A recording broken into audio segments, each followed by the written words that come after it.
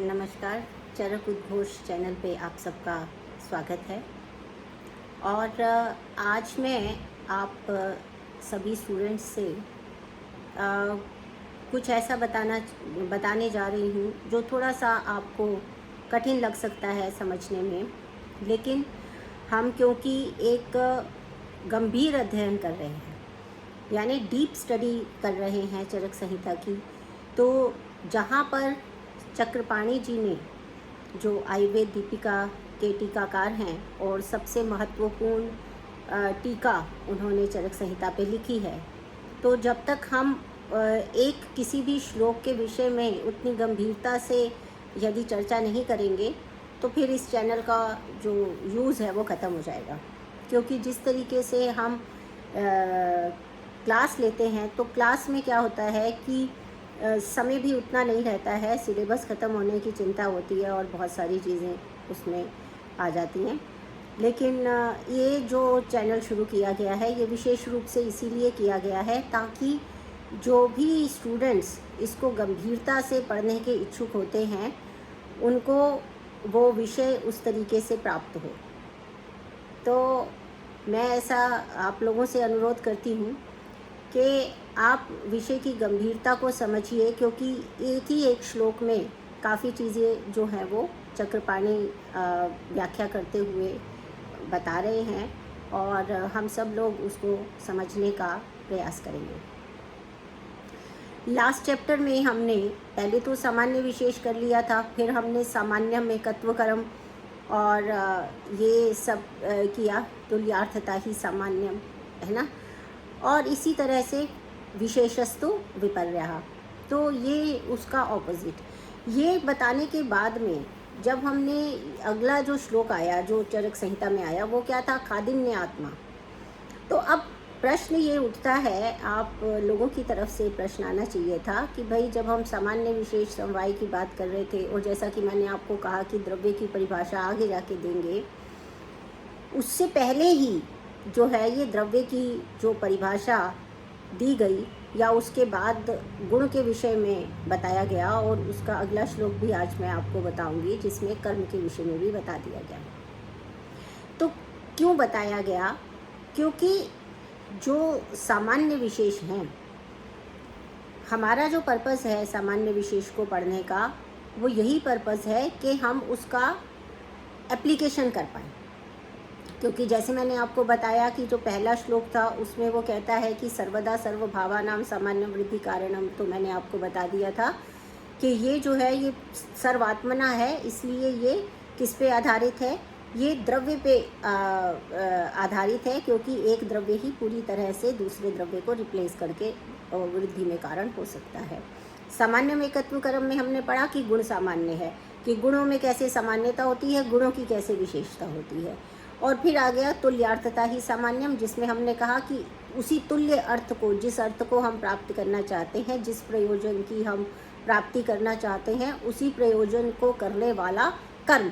और ये भी बता दिया कि ये जो कर्म से जो प्रभाव आ रहा है ये अचिंत्य होता है, कि कैसे जो है वो हम कोई भी इंटरवेंशन नहीं कर रहे हैं, मतलब इंटरनल कोई भी औषधि का प्रयोग नहीं कर रहे हैं, लेकिन कर्म से ही जो हमारे बॉडी में जो वात पित्त कफ हैं या दोष धातु मल हैं वो सामने हो रहे हैं, तो उसका प्रभाव अचिंत्य है, यानी कि प्रभाव परक है।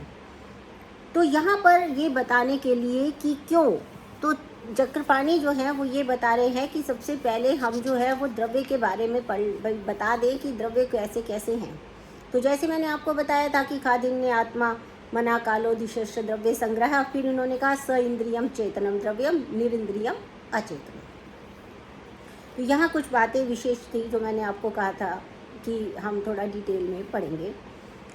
तो उसमें जो डिटेल है वो क्या है कि खादिन्य आत्मा, जैसे मैंने आपको बताया। अब इसमें ये प्रश्न उठता है कि खादिन्य आत्मा मनः कालो दिशश्च द्रव्य संग्रह, ये सारा जो है स इंद्रियम चेतनम द्रव्यम। अब ये सब चेतन द्रव्य, हमें मालूम है कि जो मन है, मन भी कैसा है, अचेतन है, जड़ है, हम जानते हैं। इंद्रियां भी अचेतन हैं। चेतन तो सिर्फ क्या है, केवल आत्मा है ना। लेकिन फिर भी हम सब भी, हमारे सबके अंदर भी क्या क्या है, पंचमहाभूत है ना, खादी है, मन है, इंद्रियां हैं, ये सारी तो सारी भी अचेतनी हैं, लेकिन क्योंकि ये आत्मा के साथ में जुड़ी हुई हैं। हमने आपको जब आयु बताई थी तो उसमें बताया था कि ये जो शरीर है और इंद्रिय है, मन है, आत्मा है, ये सब का जब संयोग होगा, है ना, शरीर इंद्रिय सत्वात्मा संयोगोधारी जीवितम, ये जो आयु होगी इन सब के संयोग से होगी, ठीक है। और इसी भाव को, ये जो सबका संयोग है और उसके साथ में आत्मा जुड़ी हुई है, इसको क्या कहते हैं, हम इसे कहते हैं संयुक्त समवाय संबंध, ठीक है। संयुक्त समवाय संबंध, संयुक्त क्या है, संयुक्त तो ये है कि वो जो संयोग हो गया है आत्मा का इन सब शरीर इंद्रिय से, और आत्मा के साथ में आयु बने रहने के लिए उनका कैसा संबंध है, समवाय संबंध। समवाय संबंध किसे कहते हैं, अयुक्त सिद्ध संबंध भी उसे कहते हैं, यानी ऐसा संबंध जिसको समाप्त नहीं किया जा सकता या जिसको तोड़ा नहीं जा सकता, वो होता है समवाय संबंध, ठीक है। सामान्यतः आपको बता देती हूँ कि संबंध दो प्रकार के हो सकते हैं। एक तो होता है संयोग संबंध। तो संयोग संबंध एक ऐसा संबंध होता है जिसमें दोनों जो पार्टीज़ हैं या जितने भी उसके अंदर कंपोनेंट्स हैं जो आपस में जुड़े हुए हैं, वो सारे इंडिपेंडेंट भी सर्वाइव कर सकते हैं, ठीक है। वो इंडिपेंडेंट भी सर्वाइव कर सकते हैं, कोई दिक्कत नहीं है। अगर वियोग भी हो गया तो वो आराम से रहेंगे।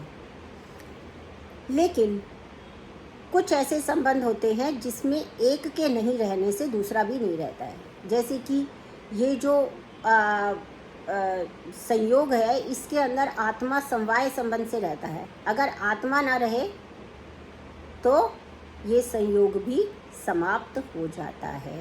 ये जो बाकी तत्व आत्मा के साथ जुड़े हुए हैं, शरीर इंद्रिय सत्व, ये सब भी समाप्त हो जाते हैं। इनके अंदर भी किसी प्रकार की कोई चेष्टा नहीं हो सकती है, ठीक है। तो संयुक्त समवाय संबंध के कारण इसमें जो है मन आदि को भी जो है वो एक तरह से शरीर को भी चेतन मान लिया जाता है। एक तो बात ये है। दूसरी बात जो यहाँ पर आती है, क्योंकि हम आगे चल के, जैसे मैं आपको बता रही हूँ कि जब भी हम किसी विषय को लेते हैं तो हम उस विषय से संबंधित और बातों को भी जानने और समझने का प्रयास करते हैं। तो अगर आप देखेंगे कि स इंद्रियम चेतनम द्रव्यम, तो पहले बता दिया कि जिनके पास इंद्रिया, स इंद्रियम चेतनम द्रव्यम, तो जो चेतन द्रव्य होते हैं वो इंद्रियों सहित होते हैं। जैसे मैंने आपको बताया था कि वो अपना बचाव स्वयं कर सकते हैं। अब यहाँ पर जब एक बार उन्होंने कह दिया स इंद्रियम चेतनम द्रव्यम, तो निरिंद्रियम जो है वो अपने आप ही क्या होना चाहिए, अचेतनम। देखिए, जब स इंद्रियम चेतनम द्रव्यम, तो निरिंद्रियम कह ही दिया कि जब इंद्रिया नहीं है जिसमें, तो वो क्या हो जाएगा, अचेतन हो जाएगा। इंद्रिय क्या है, एक्चुअली परसेप्टिव हैं। परसेप्शन, जो ज्ञान को बाहर से लेकर आती हैं, जो विषयों के पीछे भागती हैं, उन्हें इंद्रिय कहा गया है। तो ये जो हमारी इंद्रिय हैं, जो हमारे सेंस ऑर्गन्स हैं, ये हमें बताते हैं कि अब हमें ये चाहिए, वो हमारे को सारा दिन काम में लगाए रखती हैं इंद्रियां, है ना। मन भी हमारे को काम में लगा के रखता है कि हमें क्या क्या चाहिए। तो स इंद्रियम चेतनम द्रव्यम है, चेतना होगी तभी ये इंद्रियां काम कर सकेंगी, ये भी बात सही है अपनी जगह पे। लेकिन निरिंद्रियम अचेतनम पुरः कहने की आवश्यकता क्या थी, तो यहाँ पर स्पष्ट किया गया है चक्रपाणी के द्वारा कि इसलिए कि यहाँ पे देखिए, एक तंत्र युक्ति होती है जिसे हम कहते हैं अर्थापत्ति, ठीक है। अर्थापत्ति तंत्र युक्ति, हमें जो है, जो भी हम श्लोक पढ़ रहे हैं ना, हम उसके साथ साथ ही हमें ये पता होना चाहिए कि जो तंत्र युक्तियाँ हम पढ़ते हैं, तंत्र युक्ति का अर्थ क्या है, जो शास्त्र को समझने के लिए जो फॉर्मूला है, जो युक्ति लगाई जाती है, जो टेक्निक है, tools of understanding a text may be called as तंत्र युक्ति, ओके।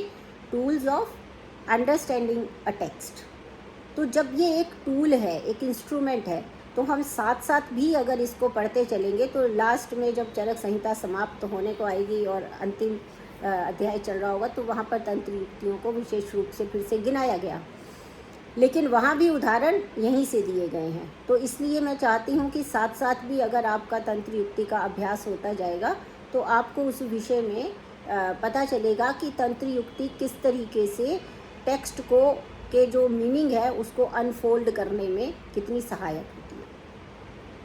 तो जब इन्होंने सइंद्रियम चेतनम कह दिया तो निरिंद्रियम में पुनः अचेतनम कहने की आवश्यकता क्यों पड़ी? तो चक्रपाणी यहाँ पर क्लियर करके कहते हैं कि भाई ऐसा है, एक अर्थापत्ति तंत्र युक्ति होती है और एक होती है विपर्य। ठीक है, तो जो अर्थापत्ति होती है उसमें एक अर्थ को कहने से जो दूसरा ना कहा हुआ अर्थ है उसको भी हम जान जाते हैं, हम समझ जाते हैं, उसको अर्थापत्ति कहा गया है। ठीक है ना, जैसे उदाहरण के लिए ऐसा कहा जाता है कि भाई ये व्यक्ति रात को नहीं सोता, तो हम क्या उससे अर्थ निकालते हैं? दिन में सोता होगा, है ना। कभी नहीं सोता ऐसा तो नहीं होता, तो कभी तो सोता है, रात को नहीं सोता तो दिन में सोता होगा। ऐसा हम एक अर्थ की प्राप्ति से दूसरे एक ना कहे हुए अर्थ को जान जाते हैं। लेकिन अर्थापत्ति में हमेशा एग्जैक्टली ऑपोजिट ही होगा ऐसा नहीं है। अर्थापत्ति में आप नोट करके रख सकते हैं, क्योंकि अर्थापत्ति और विपर्य बाद में पढ़ने में बिल्कुल एक जैसी लगती हैं कि उसमें भी तो यही हो रहा है कि भाई वो खाता नहीं है, दिन में नहीं खाता तो रात को खाता होगा। जीवित है, जी रहा है, तो दिन में नहीं खाता तो रात में खाता होगा, है ना। तो इसलिए यहाँ पर हमें ये समझना है कि जो अर्थापत्ति तंत्र युक्ति है वो कैसी तंत्र युक्ति है, उसमें वो अनैकांतिक है।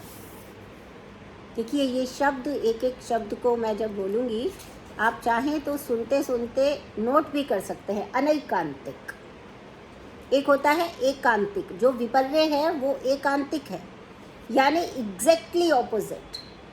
जैसे सामान्य और विशेष है, विशेषस्तु विपर्य, तो पीछे आया है ना ये शब्द भी, विशेषस्तु विपर्य। विपर्य एकदम ऑपोजिट है। अगर वृद्धि में कारण सामान्य है तो ह्रास में कारण विशेष है। ठीक है ना, वृद्धि में कारण सामान्य है तो ह्रास में कारण विशेष है, एकदम ऑपोजिट है, एग्जैक्टली ऑपोजिट है, तब हम उसको कहते हैं विपर्य। वो एकांतिक होता है, उसमें कोई और अर्थ नहीं आ रहा है। लेकिन अर्थापत्ति अनैकांतिक है। ये हो भी सकता है, जैसे कि एक उदाहरण दिया गया कि जैसे कि ज्वर जो है, ज्वर में क्या कहा गया कि ज्वर जो नवीन ज्वर होता है वो कैसा, उसमें दिवा स्वप्न नहीं करना चाहिए, निषेध है। ठीक है, नवीन ज्वर यानी एक्यूट फीवर जो होता है उसमें दिवा स्वप्न मतलब दिन में सोना जो है उसको अवॉइड करने के लिए कहा गया है, क्योंकि जो ज्वर है उसको रस धातु से उत्पन्न होने वाली व्याधि बोला गया है। आम दोष उसमें प्रधान होता है, यानी कि जब आहार अपक्व रह जाता है। तो इसलिए दिवा स्वप्न करने से क्या होता है, दिन में सोने से, जैसे हमने पहले भी पढ़ा तुल्यार्थता ही सामान्यम में, अगर कोई विहार में दिन में सोता है तो उसकी कफ की वृद्धि हो जाती है। इसलिए यदि हमें कभी वात का शमन करना हो, कफ की वृद्धि करनी हो, तो हम उसको क्या कहेंगे कि वो दिन में सो जाए। उससे क्या होगा कि वृद्ध वात जो है वो शांत होगी, क्योंकि दिवा स्वप्न करने से कफ की वृद्धि होती है। तो अब हम अगर कहते हैं कि नवीन ज्वर में या एक्यूट फीवर में दिन में नहीं सोना चाहिए, तो अगर हम उस हिसाब से देखें विपर्य के हिसाब से, तो भाई फिर इसका मतलब है कि जब वो जीर्ण हो जाए, क्रोनिक हो जाए फीवर, तो फिर सो सकते हैं, जबकि ऐसा नहीं है।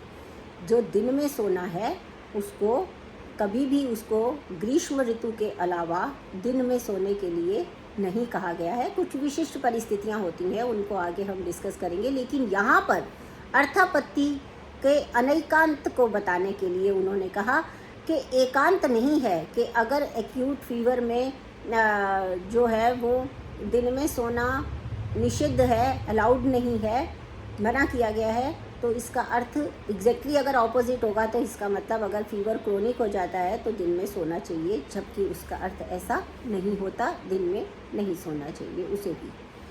तो इस तरह से आप दो तंत्र युक्ति के बारे में यहाँ पढ़ रहे। एक तो होती है तंत्र युक्ति अर्थापत्ति, जिसमें एक ना कहे गए अर्थ की हमें प्राप्ति हो जाती है, लेकिन विपर्य जो से वो इस प्रकार से भिन्न है क्योंकि विपर्य में एग्जैक्टली ऑपोजिट होता है। जैसे हम अनुलोम विलोम शब्द किया जा करते थे, ऑपोजिट सीखते थे ना, डे नाइट, कोल्ड हॉट, इस तरह से। ये जो होता है ना कोल्ड हॉट, ये डाइकोटोमस जो होता है वो विपर्य है, क्योंकि उसमें एक ही है, ब्लैक एंड वाइट। लेकिन अर्थापत्ति में ब्लैक एंड वाइट नहीं है। अर्थापत्ति में दूसरे अर्थ को हम जान रहे हैं, लेकिन वो कहे हुए अर्थ के एकदम ऑपोजिट ही अर्थ का ग्रहण कराएगा, ऐसा ज़रूरी नहीं है अर्थापत्ति में। तो ये अनैकांत होती है। इस बात को समझते हुए जो है वो, क्योंकि जो हमारा शास्त्र होता है उसमें शास्त्र का एक गुण क्या बताया गया है, शास्त्र का एक गुण ये भी बताया गया है कि शास्त्र जो है वो त्रिविध शिष्य बुद्धि हितम। आगे चल के विमान स्थान में हम पढ़ेंगे कि शास्त्र कौन सा अच्छा होता है। तो शास्त्र कौन सा अच्छा होता है, त्रिविध बुद्धि हितम। त्रिविध बुद्धि हितम का क्या अर्थ हुआ कि जैसे एक ही क्लास होती है, उसमें कुछ बच्चे जो हैं, कुछ शिष्य बहुत ही बुद्धिमान, ज़्यादा कुशाग्र बुद्धि के होते हैं, कुछ मध्यम बुद्धि के होते हैं, कुछ थोड़े कम अंडरस्टैंडिंग वाले होते हैं। तो कुछ इस तरीके से शास्त्र को लिखा जाए, इतना इजी करके लिखा जाए, इतना आसान लिखा जाए कि वो सभी की समझ में आ जाए, है ना। इसीलिए आप देखेंगे कि आयुर्वेद में जितने भी एग्जाम्पल दिए गए हैं ना, वो हमारे आसपास जो घटित होता है चीज़ें, उन्हीं से दिए गए हैं। हमें लगता तो है कि भाई हम ये क्या कर रहे हैं, घटपट क्यों पढ़ रहे हैं भाई, हम कौन सा घड़ा बनाने जा रहे हैं, हम कौन सा कपड़ा बनाने जा रहे हैं, है ना। लेकिन जो गूढ़ अर्थ है उसको समझाने के लिए जो आसपास की परिस्थितियां हैं, जो आसपास रोज हो रहा है, अगर उसी उदाहरण को हम लेंगे तो वो ये पता चलेगा कि सभी प्रकार के जो त्रिविध शिष्य है वो बुद्धि उनको समझ में आ जाएगा। ठीक है। तो यहाँ पर एक सइंद्रिय और निरिंद्रिय में भी चेतन शब्द, अचेतन शब्द दोबारा क्यों लिखना पड़ा, इसके बारे में मैंने आपको बताया। अब आपको ये पता होना भी जानकारी के लिए इसी श्लोक के माध्यम से, इसी में ही जो हम आगे और डीप उसके अंदर जाते हैं तो हमें ये पता चलता है कि जो मैंने जैसे बताया था कि जो ये वृक्ष आदि जो वनस्पतियां हैं ये भी चेतन है।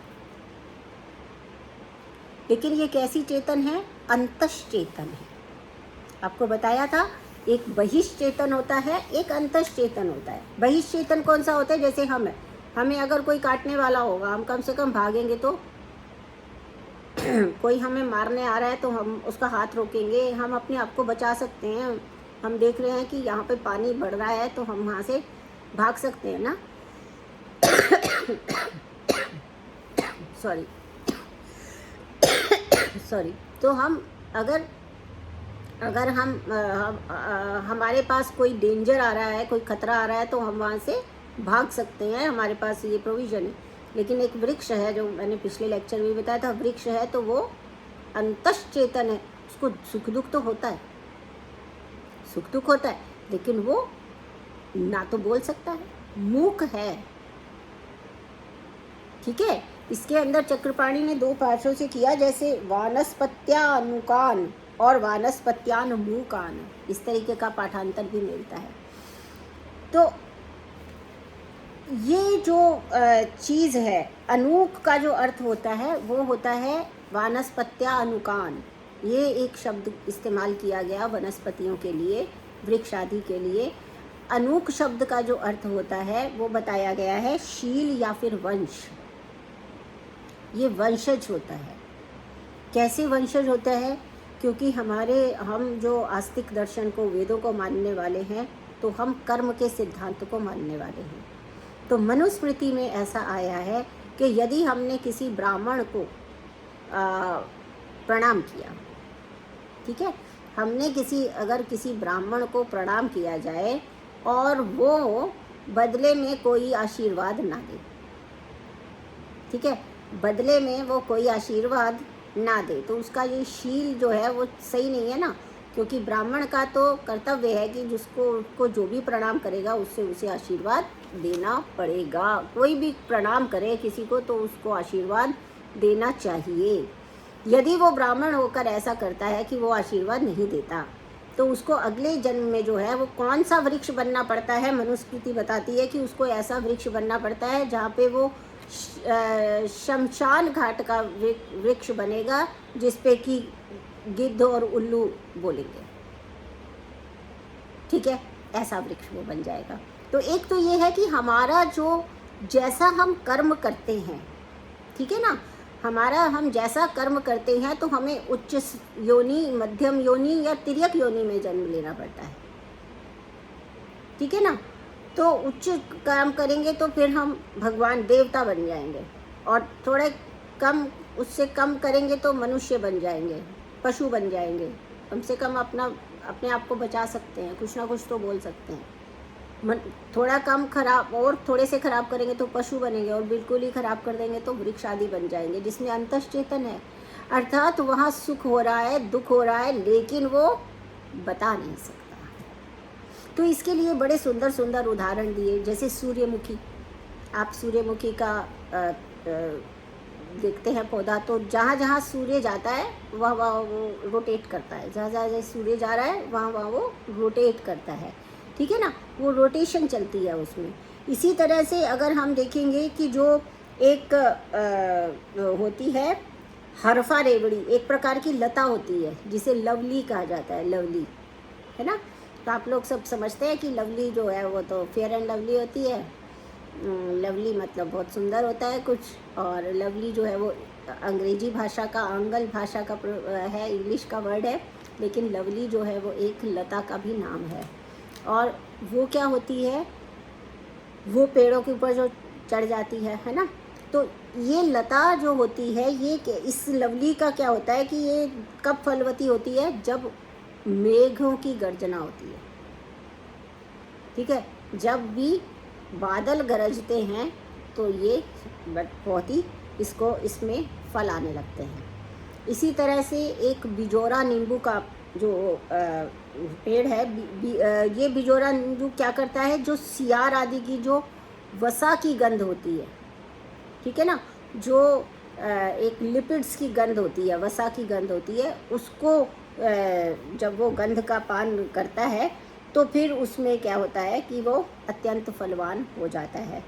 इसी तरह अगर आम के वृक्ष है, उनको रसना का ज्ञान होता है, यानी कि अगर आम के वृक्ष में मछली की वसा से सिंचन किया जाए, उसकी इरिगेशन की जाए, तो उसमें बड़े मीठे मीठे फल आते हैं। तो इस तरह से इसका अर्थ ये है कि उनके अंदर चेतना है, उनकी चेतना सिद्ध करने के ये सारे जो उदाहरण हैं वो दिए गए हैं कि कैसे वृक्ष भी जो है वो चेतनावान होता है। ऐसे हम छुई मुई का पेड़ समझते हैं ना, कि जो वो कैसे हम उसको उंगली दिखाते हैं मुरझा जाता है। इसका मतलब क्या हुआ कि वो उस चीज़ को एक्सेप्ट नहीं कर पाता है। तो हालांकि इस तरीके की चीज़ें नहीं बताई गई, लेकिन अगर आप देखेंगे तो जब हम शारीर स्थान का अध्ययन करेंगे तो वहाँ पर एक प्रकार का सत्व भी बताया गया है, वानस्पत्य सत्व। ठीक है, ये तामसिक होता है वानस्पत्य सत्व। तो यहाँ पर भी यही बताया गया है कि जब जो कर्म होते हैं वो तामसिक हो जाते हैं। तामसिक जब कर्म होते हैं तो उसके कारण क्या होता है कि जो ये सुख दुख युक्त होते हैं पर वो बता नहीं पाते हैं, पर तामसिक कर्मों के कारण हमें जो वृक्ष आदि योनियाँ प्राप्त हो जाती हैं। ठीक है, तो इसलिए कर्मों पर हमें विशेष रूप से ध्यान देना चाहिए। ये भी हमें इनडायरेक्टली हर एक जगह पर, इनडायरेक्टली हर एक जगह पर, डायरेक्ट और इनडायरेक्ट हर जगह पर आयुर्वेद हमेशा ये बताता रहता है कि धर्म के मार्ग पर चलना ही मनुष्य का धर्म है। यदि हम ऐसा नहीं करते हैं तो अपने कर्म के अनुसार हमको अलग अलग योनि मिलती है, वंश या शील, है ना, ये भी एक कारण बताया गया, तो इसलिए उनको ये कष्ट जो है वो झेलने पड़ते हैं। तो जब हम शारीरिक स्थान पढ़ेंगे तो वानस्पति सत्व क्या होता है और उसमें वो तामसिक सत्व है और उसके क्या फीचर्स होते हैं, ये जो सारे सत्व होंगे, इसका जो मॉडर्न साइकोलॉजी है, जो 16 टाइप्स की पर्सनालिटीज़ बताई गई है, 16 टाइप्स की पर्सनालिटीज़ बताई गई हैं मॉडर्न साइकोलॉजी में, बिल्कुल वैसे ही 16 प्रकार की मानस प्रकृति बताई गई है चरक संहिता में, शारीरिक स्थान में। इसको यथास्थान हम थोड़ा और डिटेल में लेंगे, लेकिन इस बात का जो मैं आपको कह रही हूँ, शील और वंशज और उसका गुणों के कारण ये प्रभाव होता है, क्योंकि हम सभी सत्व, रजस और तमस गुण के कारण ही विभिन्न प्रकार के कार्य करते हैं और उसी के अनुसार हम सुखी या दुखी होते हैं, या फिर हमें अगला जन्म अपने कर्मों के हिसाब से मिल जाता है। ठीक है ना। तो हम इससे ये एक हमने बात यहाँ पर समझी कि द्रव्य के बारे में बताना क्यों ज़रूरी था, क्योंकि वो भी सामान्य कैसे होगा, वो द्रव्य हैं कौन से जिनकी हम बात कर रहे हैं। उसके बाद आता है सार्था गुरुवादयो बुद्धि प्रयत्नांतः परादयः गुणः प्रोक्तः। तो यहाँ पर क्या है, ये जो गुण हैं सार्था, अगर हम बिल्कुल मतलब देखें इसका, अब इसको डीप में जाके देखते हैं, तो सार्था में तीनों ही आ जाते हैं, त्रिविध भी, तीनों ही तरह के जो गुण हैं वो सार्था में आते हैं। वैसे हम अगर उसको विशेष रूप से जाके देखेंगे, वैशेषिक दर्शन के हिसाब से देखेंगे, विशेष रूप से जाकर देखेंगे, तो ये गुण कौन से हैं, हमारे वैशेषिक गुण भी ये कहलाते हैं, जिनको कि हम सार्था में अलग ले लेते हैं। लेकिन देखा जाए तो सार्था में सार्था और फिर गुरुवादी जो सामान्य हैं, और फिर कौन से आ जाते हैं, प्रयत्नादयः परादयः, प्रयत्नादि गुण और फिर परादि गुण, ये है गुणः प्रोक्तः, बुद्धि प्रयत्नांतः परादयः। इसमें क्या होता है कि हमने ये जो गुण हैं सार्था में, जो हमने गुण लिए वो थे वैशेषिक गुण। अगर हम लेते हैं तो अर्थ शब्द से वो इंद्रिय गोचर होते हैं, यानी इंद्रियों के द्वारा जो ग्रहण किए जाते हैं, वो क्या हैं, हमारे 5 सेंसेस है, शब्द, स्पर्श, रूप, रस और गंध। यहाँ पर क्या होता है कि इसमें एक शब्द आया विष्टम ह्य अपरम, ठीक है, अपरम परम, विष्टम ही अपरम परम। तो विष्टम ही अपरम परम का मतलब क्या होता है कि विष्टम ही अपरम परेण, इसका मतलब ये होता है कि जो पहले वाला महाभूत है, जैसे कि शब्द जो है वो आकाश से उत्पन्न होता है, फिर आकाश शब्द और स्पर्श से मिलकर जो है वायु होती है, इसी तरह से शब्द, स्पर्श और रूप को मिलकर अग्नि होती है, शब्द, स्पर्श, रूप और रस को मिलकर ये विष्टम ह्य अपरम परेण, मतलब विष्टम यानी प्रविष्ट हो जाना, भूतों का परस्पर अनुप्रवेश हो जाना, भूतों का परस्पर अनुप्रवेश, एक दूसरे के अंदर चले जाना। अनु का मतलब होता है पश्चात, और प्रवेश का मतलब बाद में प्रविष्ट हो जाना। जैसे शब्द के अंदर फिर बाद में स्पर्श प्रविष्ट हो जाता है तो शब्द स्पर्श बन के वायु,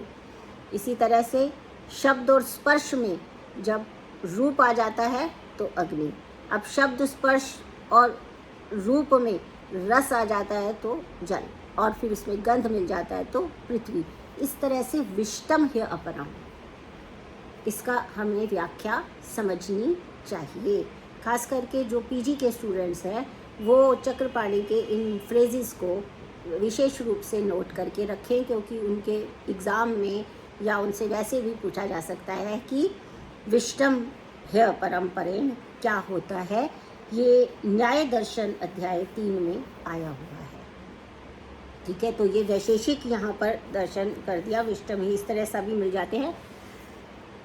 अब गुरु आदि जो है, जिसमें कि कौन से गुरु आदि जो 20 हैं वो कौन से हैं, गुरु लघु शीत उष्ण स्निग्ध रूक्ष मंद तीक्ष्ण स्थिर मृदु कठिन विशद पिछल, ये हम कर चुके हैं ना। तो ये क्षण खर सूक्ष्म सांद्र और ये द्रव, ये 20 हैं। और ये पृथ्वी आदि के ये साधारण गुण हैं, ये सभी में मिलते हैं। जैसे पृथ्वी का विशेष गुण क्या है? गंध है ना। साधारण गुण जो हैं वो सब मिलेंगे गुरु आदि में। जो साधारण है, पृथ्वी आदि के जो साधारण गुण हैं वो सब गुरु आदि में, वो सामान्य है। दो चीज़ें पढ़ी थी ना हमने, सामान्य और विशेष। तो ये गुरु आदि जो हैं वो सामान्य गुण है, विशेष जो है वो शब्द स्पर्श रूप रस गंध है। आकाश का विशेष गुण है शब्द, है ना, बाकी सामान्य गुण है। पृथ्वी का विशेष गुण है गंध, बाकी सामान्य गुण है। तो यहाँ पर उसी सामान्य की बात यहाँ पर की जा रही है, ठीक है। और उसके बाद वो क्या कहता है? बुद्धि प्रयत्न अंतः। तो बुद्धि सुख दुख इच्छा द्वेष और प्रयत्न, बुद्धि सुख दुख इच्छा द्वेष और प्रयत्न, इनको अलग से बताया गया। क्यों? क्योंकि ये आत्मा के लक्षण हैं, ठीक है।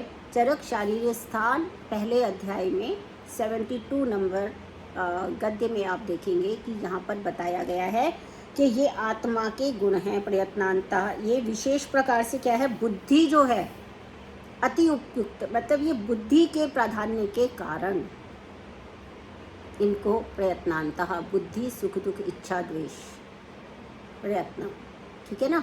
ये सारे जो हैं चेतना, इसकी के अंदर ही, बुद्धि के अंदर ही, बुद्धि में ही गृहीत क्या क्या हो जाता है? स्मृति भी बुद्धि में ही स्मृति होती है ना। बुद्धिमान होगा तो याद रखेगा। चेतना होती है, कॉन्शियसनेस होती है।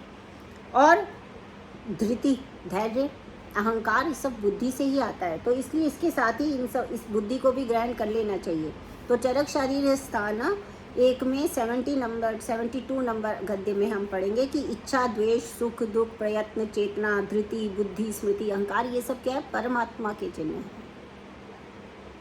ठीक है। ये भी परमात्मा के चिन्ह हैं, ये गुणों में लिए गए हैं।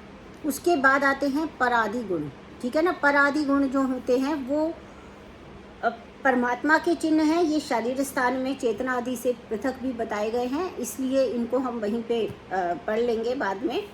तो परादि गुण भी जो हैं, वैसे तो देखा जाए तो परादि गुण भी सामान्य गुण ही होते हैं, जिनको कि हम चरक सूत्र स्थान 26 में पढ़ेंगे कि जो पर अपर युक्ति संख्या संयोग विभाग पृथकत्व संस्कार अभ्यास, ये परादि गुण गए गए। ये सामान्य गुण हैं, ये भी सामान्य गुण हैं, लेकिन ये ना उतने ज़्यादा प्रयोग में नहीं आते जितने कि जो गुरुवादी हमने किए थे। गुरु मंद हिम स्निग्ध लक्ष्मण सांद्र मृदु स्थिरा वाले से जो 20 गुण हमने किए थे, वो जिस तरह से यज्ञ पुरुषी अध्याय जब हम आगे 25वां पढ़ेंगे तो पता चलेगा कि उन गुणों का कितना महत्व है। तो वो ज़्यादा यूज़ होते हैं, ज़्यादा पॉपुलर है। तो वो सामान्य, इसलिए वो सामान्य है। ये ज़्यादा बहुत बार ये उतने ज़्यादा यूज़ नहीं होते हैं, सामान्य ही, पर उतने ज़्यादा यूज़ नहीं होते। तो इसीलिए इनको बाद में रखा गया है, ठीक है। तो यहाँ पर ये गुणों को भी बताने का सामान्य और विशेष में, ये सामान्य और विशेष ही चल रहा है ये। तो गुण सामान्य के बताया कि जब द्रव्य सामान्य बताया, फिर गुण सामान्य बताया, फिर कर्म सामान्य बताया। तो जब कर्म सामान्य बताया तो कर्म भी तो पता होना चाहिए, इसलिए द्रव्य की परिभाषा बाद में दी, लेकिन द्रव्य हैं क्या क्या, किस प्रकार के होते हैं, इसको पहले ले लिया चरक संहिता में। फिर गुण बताए और फिर कर्म बताया। प्रयत्न आदि कर्म चेष्टितम उच्यते। यहाँ प्रयत्न की, कर्म की एक दूसरी परिभाषा है, आगे चल के कर्म की एक और परिभाषा देंगे। यहाँ पर और वहाँ पर अलग अलग परिभाषा क्यों है?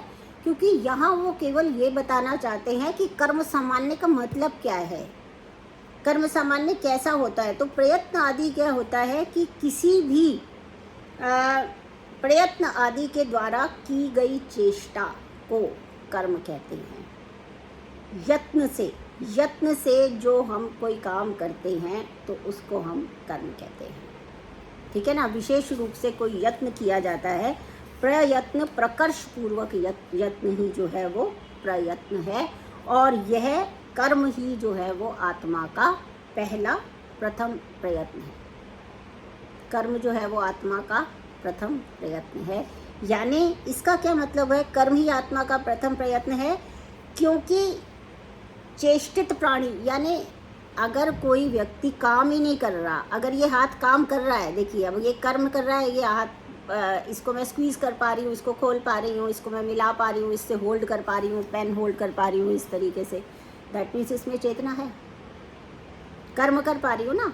कर्म से ही पता चलेगा ना ये चेतन है कि नहीं है। अभी ऐसे पड़ा हुआ है, कुछ कर ही नहीं रहा है, तो कैसे पता चलेगा कि इसके अंदर चेतना है कि नहीं, कि ये पैरालाइज हो गया है, नहीं पता लगेगा ना। तो पता कैसे लगेगा, आत्मा का लक्षण क्या हो जाएगा कि जब ये हाथ काम करेगा। तो इसलिए कर्म जो है वो आत्मा का पहला, चेतना का पहला लक्षण है। चेष्टित प्राणी व्यापार इसको कहा गया है। इसी में ही गुरुत्वादि कार्य का भी कर्म से ही ग्रहण होता है।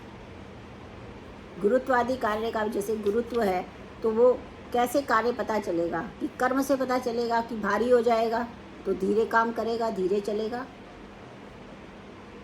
है कि नहीं? कर्म से ही इनके बारे में ज्ञान होता है। इसी तरह से चरक विमान स्थान में फिर से कहा गया है कि किसको कहा गया, प्रवृत्तिस्तु चेष्टा कार्यार्था स एव क्रिया प्रयत्नः कार्य समारंभश्च।